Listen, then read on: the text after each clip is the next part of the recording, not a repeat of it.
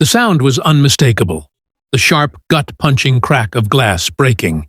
I dropped my coffee, heart racing, and ran to the front porch. There, in the early morning sunlight, was Karen, the self-appointed queen of our HOA, standing over my car, a brick still in her hand. My windshield was spider-webbed, glittering like frost in the light. I froze, disbelief holding me still. "Karen, what are you doing?" She turned slowly, lips pursed, and jabbed the brick toward me like it was Exhibit A in a trial. "You're in my spot, Mark. I've told you a dozen times." "Your spot?" I glanced at the perfectly paved driveway in front of her own house, empty. "This is a public street. There are no assigned spots." Her eyes narrowed. "The HOA rules are clear." "No, Karen, you're clear. You just make them up as you go." The neighbor across the street, Tom, peeked out from behind his curtains. I knew he'd seen everything. He always did. But like most people on our street, he avoided crossing Karen. I stepped toward my car, trying to keep my voice calm. "You've gone too far this time. This is destruction of property." Karen smirked, brushing imaginary dust from her bright floral blouse. "Maybe now you'll learn." She turned to leave, as if smashing someone's car was a perfectly normal morning chore. I snapped a photo of the damage, my hands trembling. "Karen, you're paying for this, whether you like it or not." She didn't even look back. "We'll see." But here's what she didn't know. My car's dash cam had been running all night. Not only did it catch the moment she picked up the brick, but it also recorded her muttering to herself about teaching me a lesson.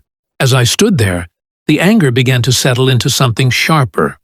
A plan. If Karen wanted a fight, she'd pick the wrong neighbor.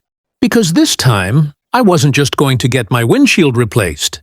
I was going to make sure everyone knew exactly what she'd done. And in our HOA, public opinion was a currency Karen couldn't afford to lose. The next morning, I woke up early, my phone already buzzing with messages. I'd sent the dashcam footage to the HOA's group chat the night before. No commentary, no accusations, just the raw clip of Karen walking up to my car, brick in hand, and delivering the blow. By sunrise, it had already been shared a dozen times. When I stepped outside, I didn't even have to knock on Karen's door. She was already there, pacing on her porch in a faded robe, phone pressed to her ear. Her voice was sharp, desperate. "No, I didn't. That video is misleading. He parked in my— No, listen!" She caught sight of me and hung up mid-sentence. "Mark, you need to take that down. People are misunderstanding." I leaned on my fence. "Misunderstanding? The video shows you smashing my windshield." Her jaw tightened. "I could sue you for defamation." I almost laughed. "You can't sue someone for showing the truth, Karen." A couple of neighbors emerged from their houses, pretending to water plants or check mail, but really just watching the scene. Even Tom had stepped outside, coffee mug in hand, grinning like this was the morning's entertainment. The HOA president, Linda, arrived a few minutes later, clipboard under her arm, expression tight. She walked straight to me. "Mark, we saw the footage. I'm so sorry this happened." Then turning to Karen, "You'll be covering all repair costs, and the HOA is issuing you a formal violation. 3 of these, and you're out." Karen's face drained of color. "You can't—" "Oh, we can," Linda interrupted, her voice crisp. "And Karen, vandalism is also a police matter. Mark's choice whether to file." The silence that followed was delicious. Karen's bravado had cracked. She finally muttered, "I'll pay for it." I didn't reply right away. I let the weight of the moment hang in the air before saying, "And the apology?" She blinked. "What?" "You're going to apologize. To me. In the same group chat you've been using to harass people for years." Her lips pressed into a thin line. But with Linda and half the neighborhood watching, she finally typed it out on her phone.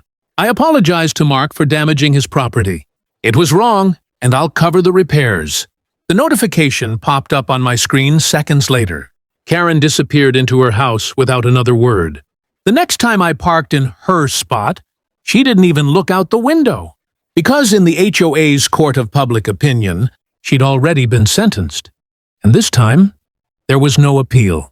If you enjoyed watching Karen finally face the consequences, make sure to hit that subscribe button so you never miss more real-life HOA drama.